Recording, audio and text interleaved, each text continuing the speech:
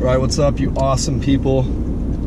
We're just gonna go for a drive. We're gonna go to the part of town we didn't go to during the storm because I was concerned about it being too deep. Not that it would have been way too much deeper, but it would have been a little deeper. So we're gonna go to that side of town. It's March 15th, 2018, and the time, let me get an exact time here. It's 1:42. Someone just sent me a comment. I need to respond to it. I try to respond as fast as I can. So let's see here. Oops. Okay. Let's see. Oh, come on. Okay, who's this coming from? All right. Oh, cool. Snooki Marlowe. I get home from work to find all these snow vids. Awesome, dude. All I need now is to have something herbal. Yes, sir. Yes, sir.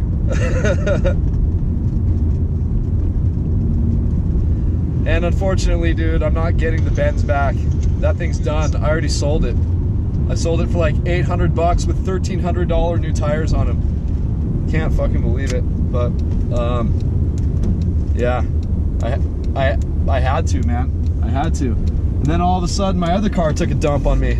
Just amazing. So yeah, I have to say this was probably the biggest storm we've seen this season. The reason is because if you look straight ahead, you can see all the snow on those mountains, which is the North Shore. And most of the storms this season, like, it does what it usually does, dumps right at our front range right there, and then they don't really make it all the way out here with the energy and strength that they typically have. But yeah, dude, Mr. Marlowe, thanks for always checking in, dude. You're a cool cat. He lives super far away. Super far away. Yeah.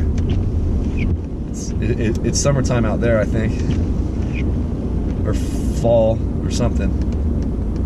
But yeah, this is great, you guys. I'm fucking digging being back in the car again.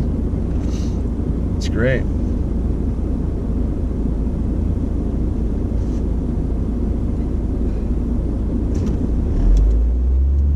So we're gonna go to Stanfield Cutoff, head out that way, and then make a left and go through Fawnskin. Then on the way back, I got to stop at the post office and stop at Carl's Jr. Because my broke ass has to use these fucking things, man. It's sad, but you know, I can't bitch too much, because if I wanted to get out of this spot, I probably could get out of this spot. You know? It's all about the effort that we put into things in life, and it doesn't seem like I'm putting as much effort, but then again, I expect a lot from myself, so my efforts might be an awful lot to a lot of people, and to some it might not be shit. Like one of my bosses, Jeremy, like, he'll show up to work at like 4 a.m. just to get shit going, and he won't even clock in. Like it's just like, I just don't understand that. Especially when the certainty of your future there, you know, is up in the air.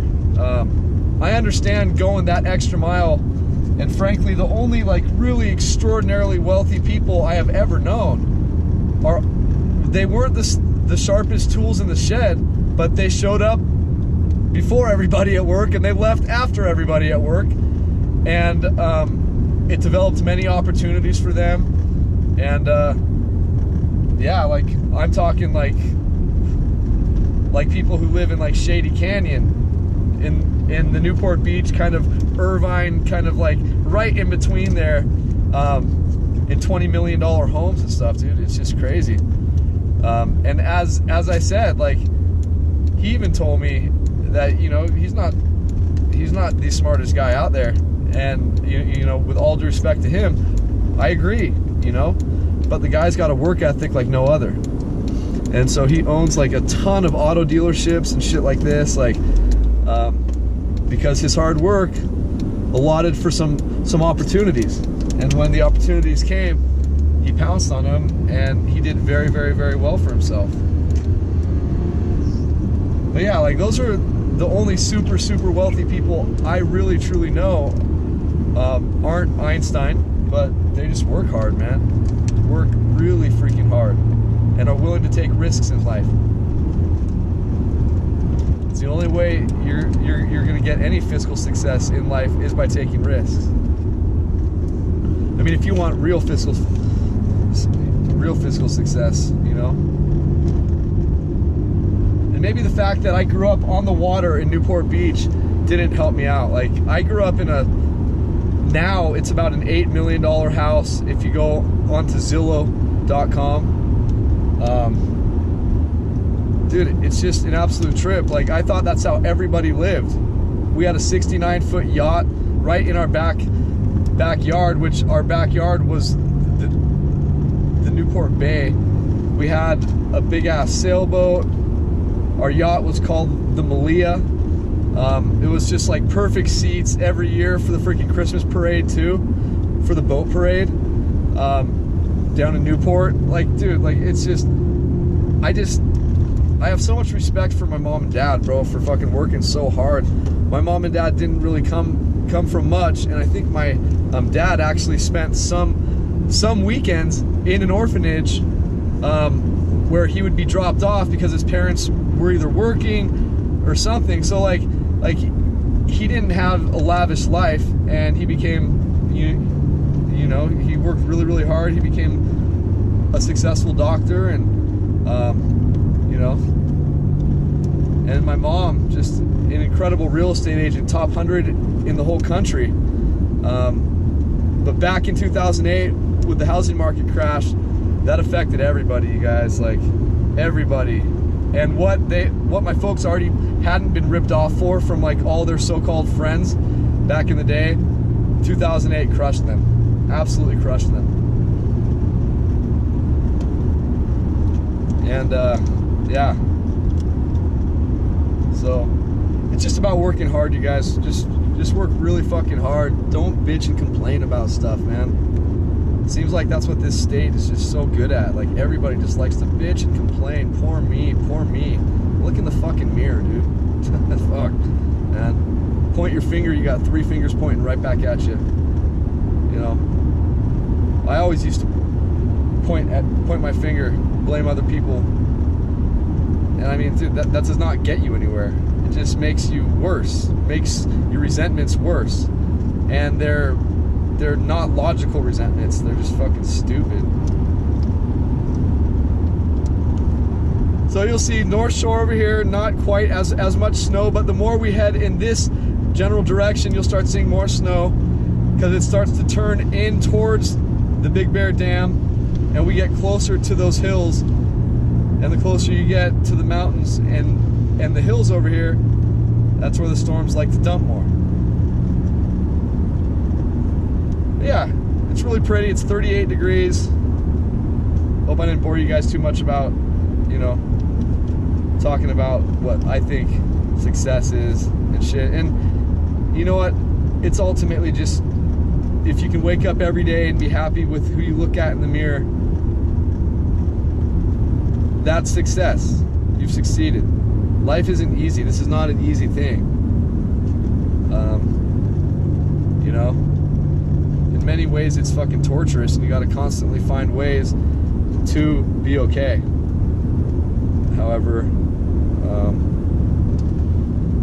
yeah, like, just if you can look in the mirror and be happy with yourself, you've succeeded. And especially like waking up when you're going to work, whatever you do, and if you can wake up and say things like, fuck yeah, bro, I get to go to work today, this is awesome. That's not work.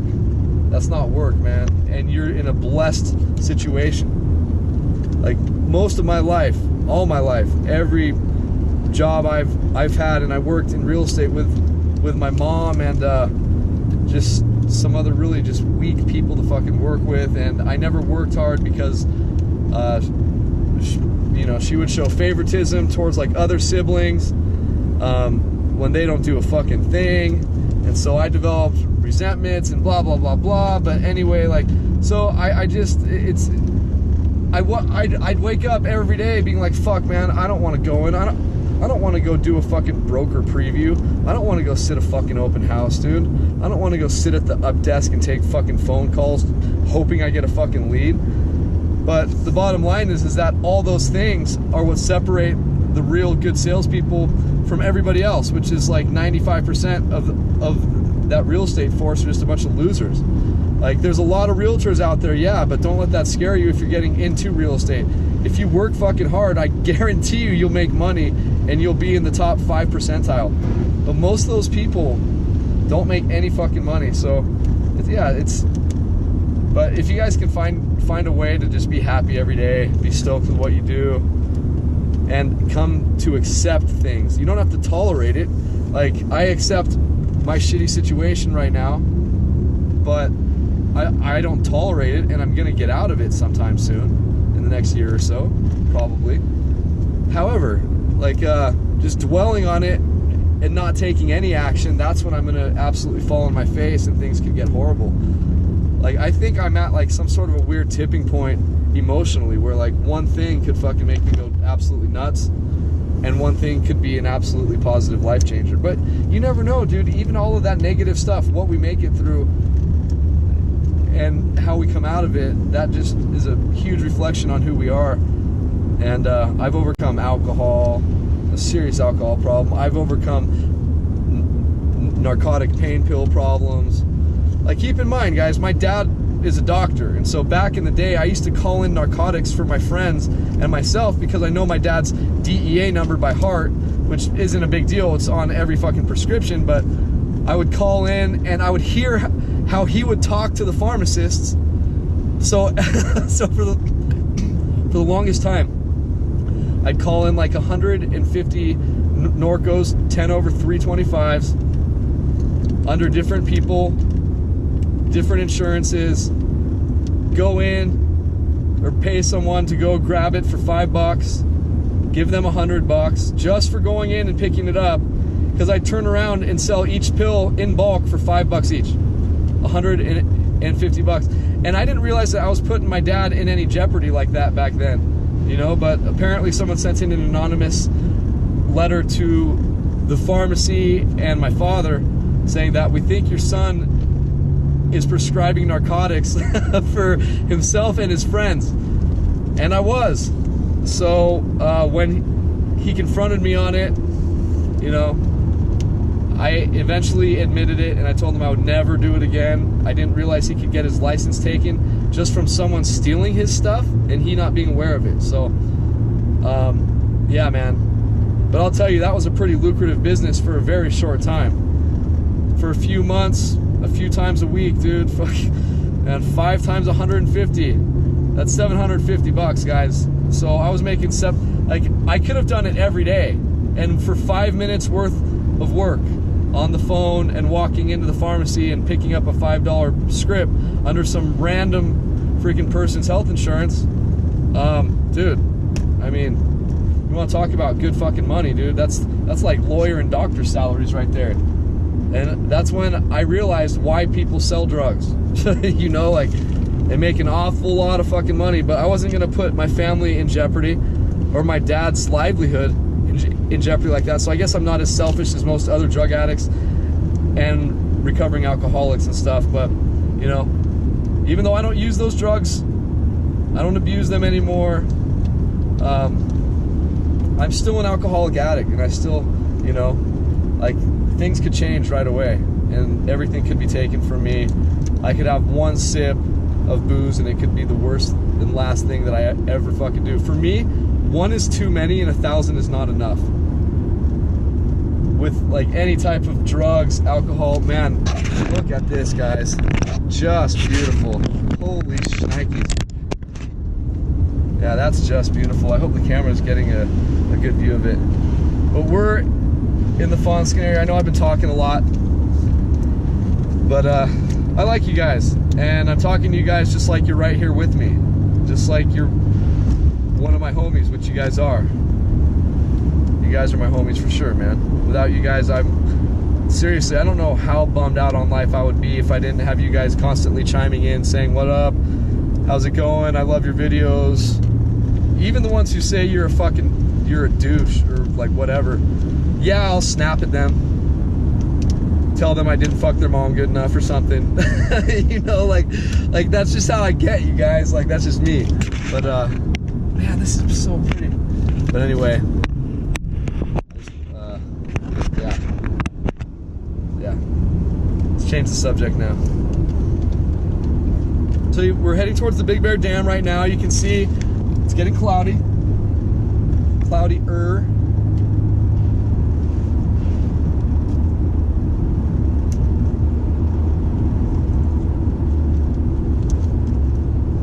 Damn, just in these drives from last night to right now, I've used almost a half a tank of gas.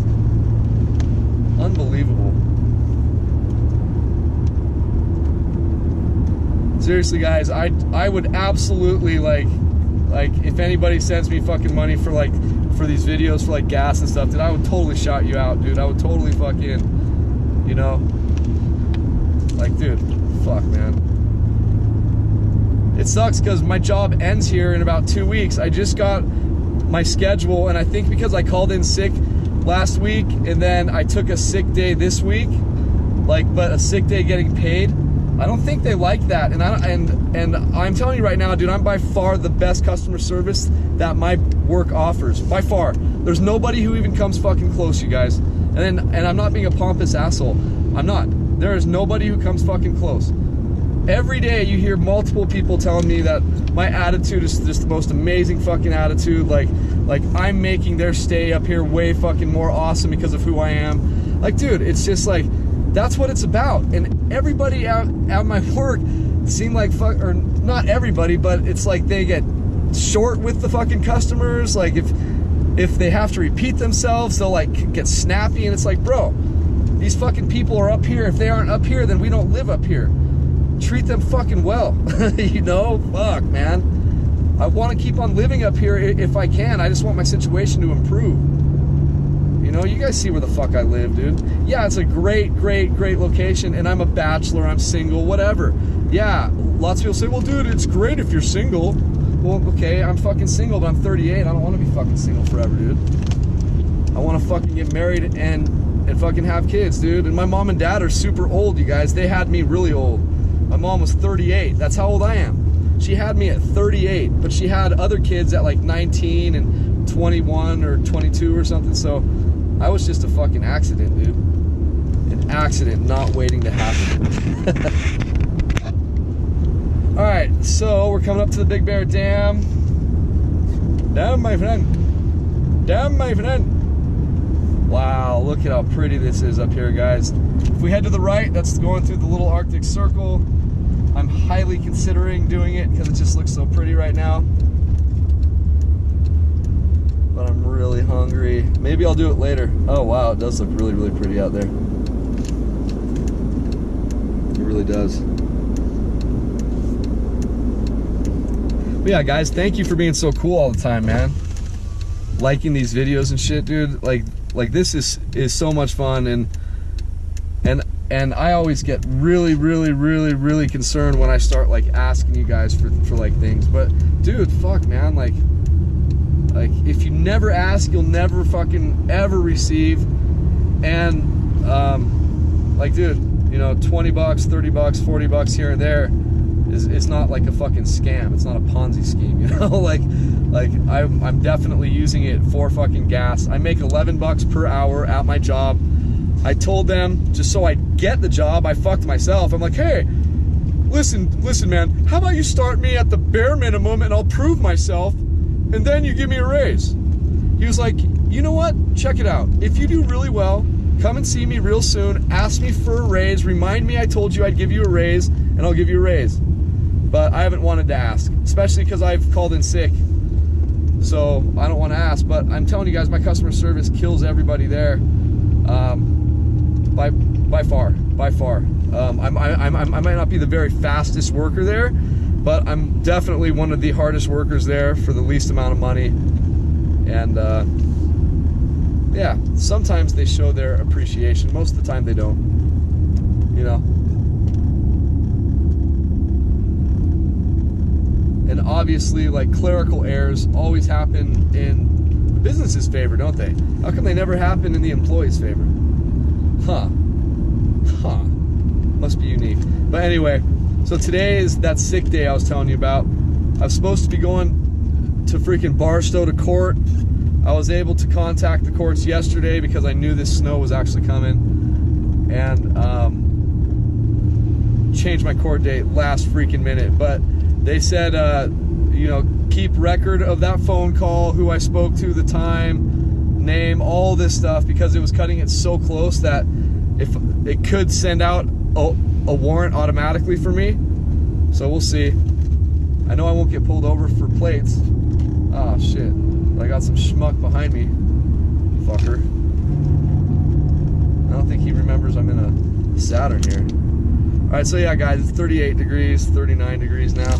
Let me see what my app says. What my app says, my friend? Well, my app's saying 35 degrees now. Hey, we'll take it.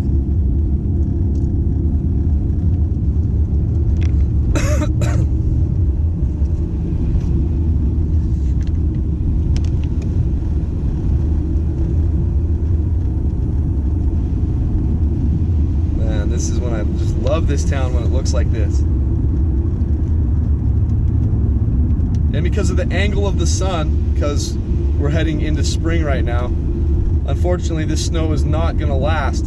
Even if we stay cold, which we're not supposed to get above the mid-30s until Sunday, but with the angle of the sun, it's still gonna, you know, really penetrate on this snow. Even though the snow, when it's fresh, acts as a reflecting type of a thing. So the snow will reflect the sun and not necessarily suck in the heat.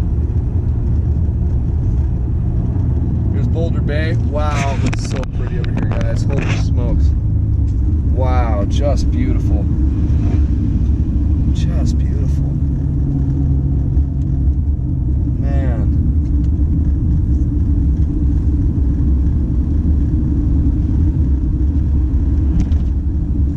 Anyway. Yeah, back like that. And boom. So I'm gonna go to the post office real quick. I'm gonna shut off the camera when we're at the post office, and then I'm gonna shut off the camera at Carl's Jr. when I get my big Carl and a free fry and a free drink.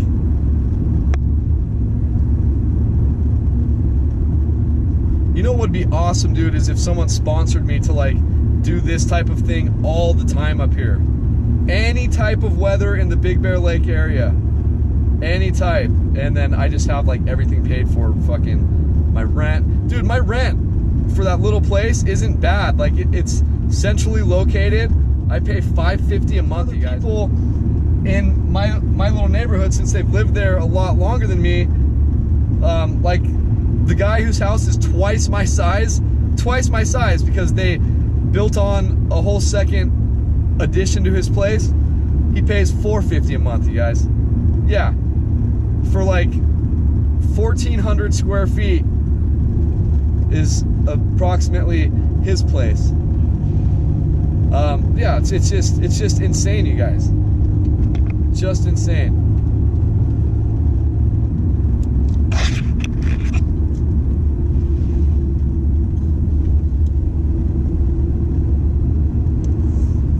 Look at this schmuck, dude.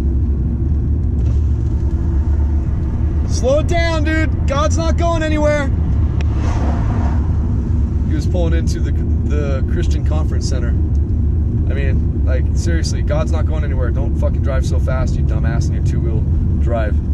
You're like me out here, driving like an idiot. But right now, I have nothing to worry about. Knock on my head, knock on wood. Knocking on the wood, man. There's the one that made the man. So, we're having an employee party at this sledding place on the 23rd, on March 23rd. An employee party for Bear and Snow Summit, or maybe this is just Bear's party. We're all under the same affiliation, under the same umbrella, but it's not like they have us go work at Summit when we're needed there and then go work at Bear when we're needed there. They hire you for one mountain and then you work there. I told them I wanted to work at Bear because my friend got me the job there. And I felt really comfortable working with him to get to know the ropes. And then he's kind of turned into a really full of shit guy, but I really like him. I really like him, but fuck, man. This guy told me something that was like, seriously, he could have told me anything else and I would have believed it. But like the first big like story this guy told me was that he used to own a restaurant in Newport Beach called Dolce. And the unfortunate thing is that I moved up here from Newport Beach. That's why he brought that up. But he didn't realize that my best friend growing up, Alex Palangin, his sister Jessica Palangin, married this guy. I can't remember his first name, but his last name is Rankin. And he opened up Dolce in Newport Beach, as well as Bistango, which is off of Von Carmen and Campus Road, like right on the Newport Irvine border, right next to John Wayne Airport, inside of an office building on the bottom floor. He opened that place. I used to eat at both those places. As I said, I grew up a very lavish lifestyle. So anyway, like I was just like, God, I really loved this guy too. And in the first story, he fucking tells me like, I happen to know the owners who opened that restaurant. So just not to be a dick, I looked even deeper into it, because I still don't want to call him on it, but I looked deeper into it just to make sure that like maybe they didn't sell it to him or something like that. Because if he was, like, I don't recall him saying he opened it, but maybe he did say that. But if I recall, when the Rankins shut down that place, they shut down, I mean, like, they shut down. There was no new owner. So, oh well. It's alright. It's alright.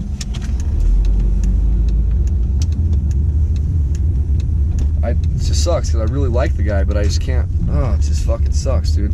Of all the things, dude, he could have told me he was a professional fucking football player, played for the fucking whomever, dude. I don't give a fuck. And I would have bought it. But he had to tell me like the one fucking thing, like dude, of all the restaurants and all the things in the world and all the places to like tell a story that everyone up here buys is just, and that I know for a fact, like 100% I'd put my life on it, like no problem, my family's life, everything, because I fucking know who started that restaurant. Anyway, I'll be right back, guys. I'm at the post office. All right, guys, so now we're heading to Carl's. So I gotta take advantage of this big Carl with small fries and small drink. But I might go inside because usually they'll give me a larger drink if I go inside, so I gots to do it.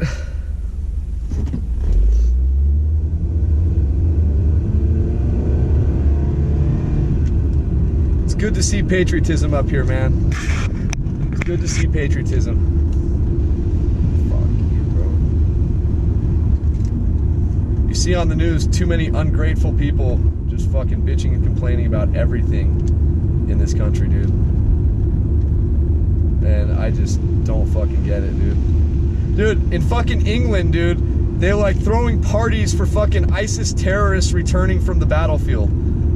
Like, dude, that's what this fucking country is gonna be coming to also. Like with all due respect to you fucking people who support that fucking type of shit, don't fucking watch my fucking channel, dude. And if I ever see you, I'll cut your fucking head off. And hold it right in front of your family's face, you fucking ISIS supporting faggot ass motherfuckers. Alright, so that was it. That's my, that is my spiel to the fucking terrorists and the supporters. Yeah. God, man. I'm really glad I do live up here though, so I don't have to deal with like all the nonsense down the hill, all the ignorant people who are just fucking stupid. Just fucking stupid. If Morning Joe says it, it must be true. I mean, dude, like seriously, like you're fucking stupid, dude. That guy's just, that guy and his fucking wife, whatever the fuck, Mika, dude, what a fucking joke, dude. I mean, seriously, dude, you have to be a few sandwiches short of a picnic to actually buy into anything they fucking say.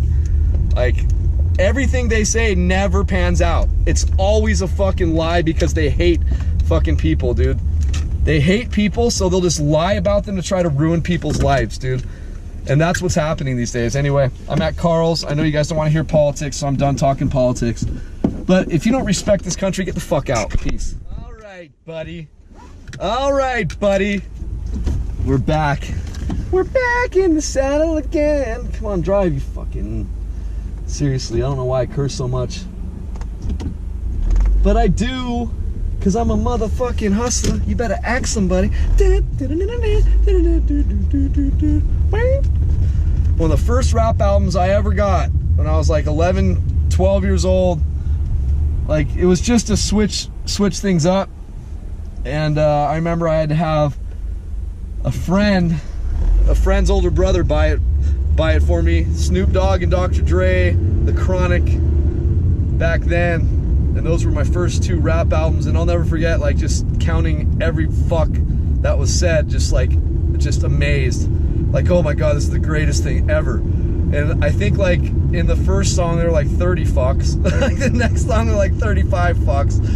It was just, look at this fucking guy. Yeah, it was just pretty awesome, I must say.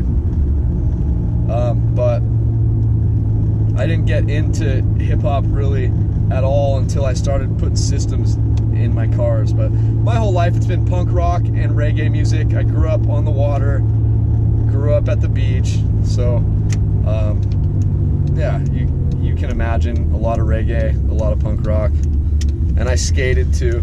I wanted to be sponsored by Volcom as a kid, and I was a fairly decent skater, but I just didn't have quite the courage that some had.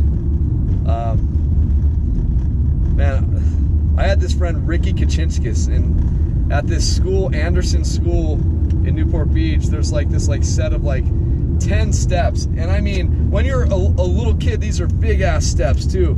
And he would fucking just charge off these things and fucking ollie, kickflip, all this stuff, just no problem. And I wouldn't even try. It was just way too high for me.